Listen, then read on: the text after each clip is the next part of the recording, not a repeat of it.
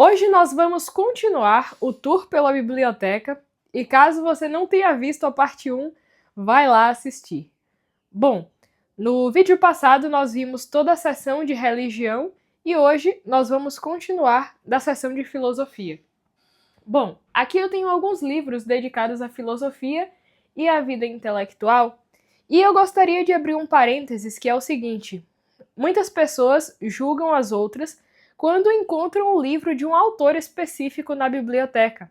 Ou seja, porque vê um livro de Paulo Freire, porque vê um livro de Olavo de Carvalho na biblioteca da pessoa, acha que a pessoa é alguma coisa ou deixa de ser.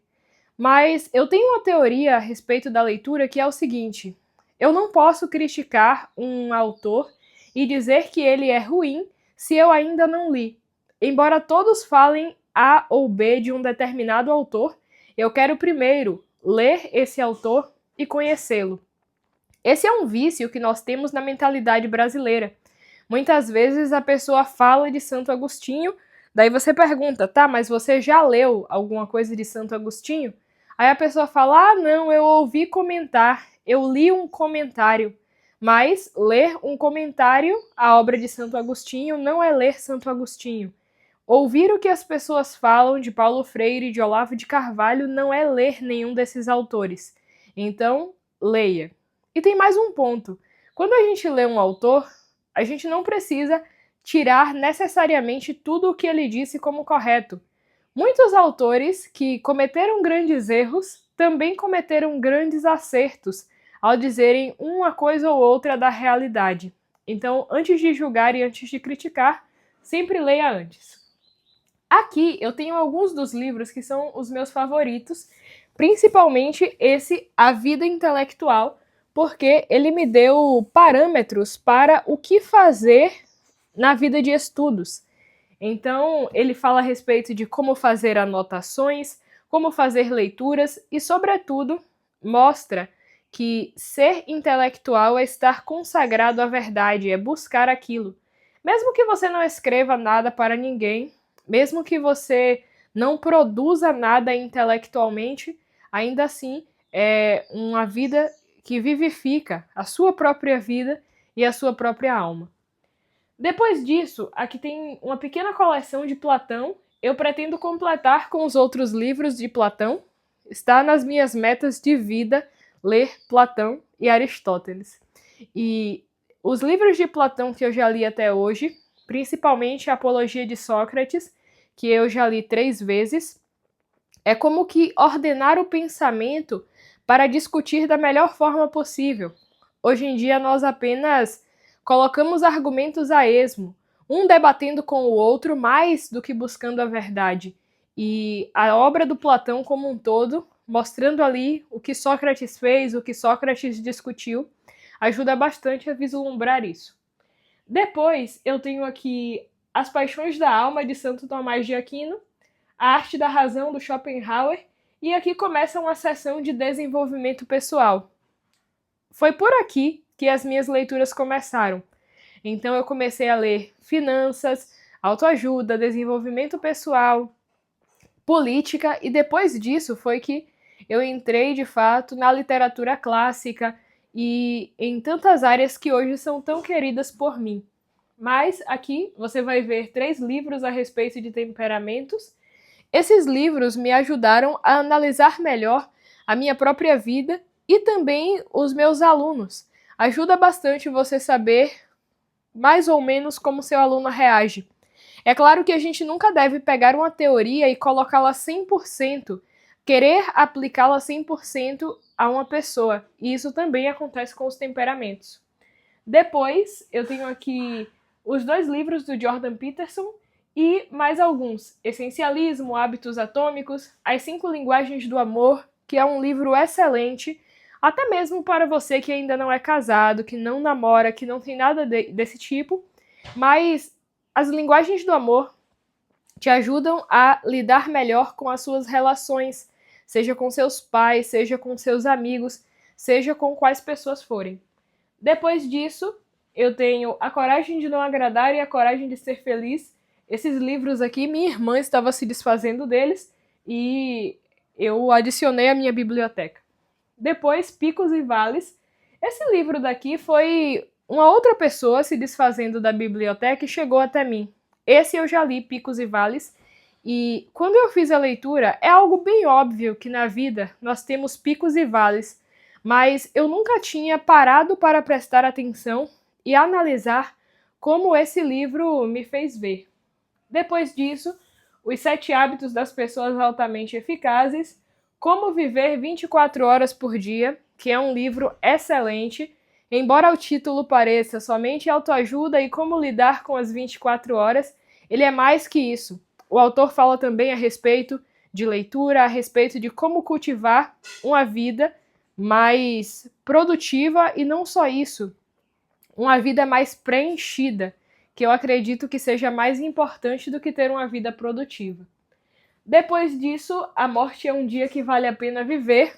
Esse livro eu li no mês passado e eu achei excelente a visão que essa autora traz sobre a morte, porque ela não favorece a eutanásia e busca dar os cuidados necessários para que a pessoa morra com dignidade. Mas o livro não é sobre medicina especificamente, mas sobre a morte mesmo. E como eu já comentei aqui outras vezes no canal, esse é um tema que me interessa bastante, porque eu acredito que meditar e pensar a respeito da morte nos faz viver uma vida melhor, porque a gente vive com mais responsabilidade.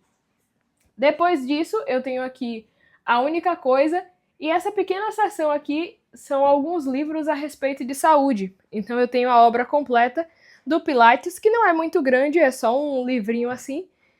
Eu comprei e li esse livro quando eu comecei a fazer Pilates, porque eu sou o tipo de pessoa que, antes de fazer uma determinada coisa, eu gosto de compreender como aquela coisa funciona. Quem foi que criou, por que criou, como é que funciona. Eu gosto bastante disso. E a obra dele é muito interessante, porque nela ele fala algumas coisas sobre saúde que a gente não para tanto para prestar atenção. Então ele fala a respeito da postura correta, fala a respeito de como a nossa falta de postura impacta a nossa vida. E havia uma frase do Pilates que, nesse tempo em que nós vivemos, então o tempo dele e depois dele também, as pessoas provavelmente iriam sucumbir por causa da má postura, da má alimentação e, se eu não me engano, do estresse. E se a gente for olhar, muitas vezes a nossa vida, na parte da saúde, está dando errado justamente por esses 3 motivos. Depois aqui eu tenho alguns livros a respeito de finanças, que foi por onde eu comecei. Então, Casais Inteligentes Enriquecem Juntos, Adeus Aposentadoria. Hoje em dia, minha visão é outra. É outra visão da visão que eu tinha na época que eu li esses livros. Mas eles foram interessantes para me dar uma nova perspectiva, além do senso comum, além daquilo que eu tinha.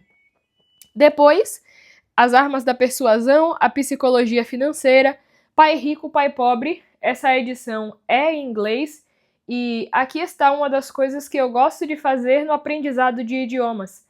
Se em algum momento eu for fazer um vídeo sobre idiomas e aprendizado, eu vou falar sobre isso porque é muito interessante. O Homem Mais Rico da Babilônia, Os Segredos da Mente Milionária. Alguns desses livros eu acho dinheiristas demais. É como se eles se perdessem de todo o resto. Então, lá no primeiro vídeo, eu falei a respeito de ter comprado o Compêndio de Doutrina Social da Igreja, e eu estou fazendo um curso no YouTube, assistindo, entrando nesse assunto, porque eu acho que a gente não pode viver de modo imprudente, sem cuidar do dinheiro que recebemos, mas ao mesmo tempo eu também acho que a gente não pode ficar fissurado em dinheiro. Então eu estou procurando o meio termo, tentando entender qual é o ponto correto. Depois disso, eu tenho aqui alguns livros que são mais voltados para a sociologia mesmo, movimentos políticos e tudo aquilo que diz respeito à parte social da nossa vida. Então, Marxismo Desmascarado, Nossa Cultura ou o que Restou Dela, Como Ser um Conservador, e o livro da Ana Caroline Campagnolo, Feminismo, Perversão e Subversão. Esse livro foi um dos livros que me fez notar que existia um jeito diferente de ver as coisas que eu ainda não conhecia. E eu gosto bastante desses livros que abrem a nossa perspectiva. Você está enxergando uma coisa somente de um jeito e aquele livro te tira e te faz ver as coisas de outro modo. Depois disso, A Rebelião das Massas, do Ortega y Gasset, e aí começa uma nova sessão, que é a sessão de psicologia. Assunto também que eu gosto bastante e aos poucos eu vou adquirindo e lendo algumas obras nessa área. O primeiro livro é o que está aqui em cima, Em Busca de Sentido, do Viktor Frankl.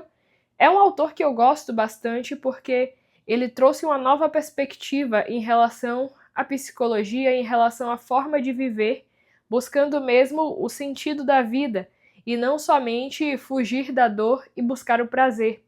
E isso daqui abre a nossa mentalidade, nos ajuda a compreender como viver melhor de fato. E se tem uma coisa que eu tenho dentro de mim, antes de ler o Viktor Frankl, é que para fazer uma coisa eu preciso ver sentido naquilo.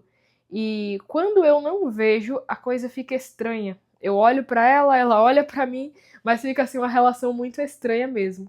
Depois disso, eu tenho alguns livros do Rudolf Allers, que também é um grande psicólogo, e me ajudou a compreender bastante como eu posso me aperfeiçoar, principalmente através do livro dele, Autoaperfeiçoamento, Teoria e Prática.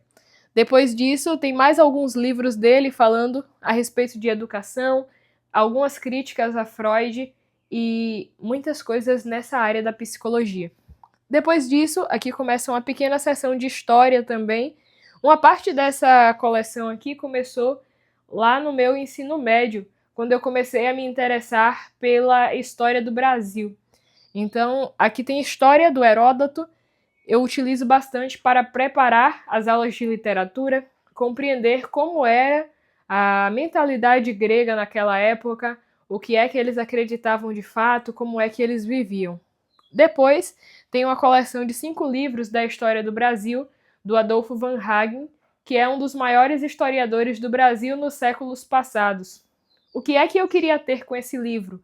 Um comparativo de como as pessoas viam a história um tempo atrás e como é que nós tratamos a história hoje. Porque, acredito eu, aquelas pessoas que viveram mais próximas do fato, os relatos talvez sejam mais próximos e mais exatos. É claro que existem documentos para estudar história, mas os documentos não podem nos dar a experiência humana. A experiência humana ou a gente recebe por alguém que nos contou, ou a gente vai ter que imaginar. E imaginar o que aconteceu àquela altura é quase sempre mais impreciso. Depois, História da Arte do Gombrich, e aqui tem 2 livros a respeito do Dom Pedro, que é Dom Pedro, a História Não Contada. Esse daqui é o livro sobre o Dom Pedro I. E tem também as cartas que o Dom Pedro trocou com a Domitila de Castro ao longo do primeiro reinado brasileiro. Depois, História Antiga, a verdadeira história da Inquisição. Esse livro é bem antiguinho, porque quando eu comecei a ver que na Igreja Católica estavam muitas verdades que eu buscava, e eu fui encontrando uma a uma, algumas dúvidas surgiram, que são as principais. Então, aquilo que todo mundo fala, que os católicos adoram imagem, estava na minha cabeça e eu precisava tirar essa dúvida. Outra dúvida que eu tinha era a respeito da Inquisição, e depois de derrubadas essas dúvidas, não houve outro caminho a não ser me tornar católica. Depois disso, um livro sobre história da literatura. Aqui também é tudo de história, é uma coleção do Otto Maria Carpo a respeito da literatura. Mas para esse vídeo não ficar muito longo, eu vou fazer em outro momento, explicando essa seção aqui, mostrando para você. Eu espero que você esteja gostando, um forte abraço para você e até a próxima!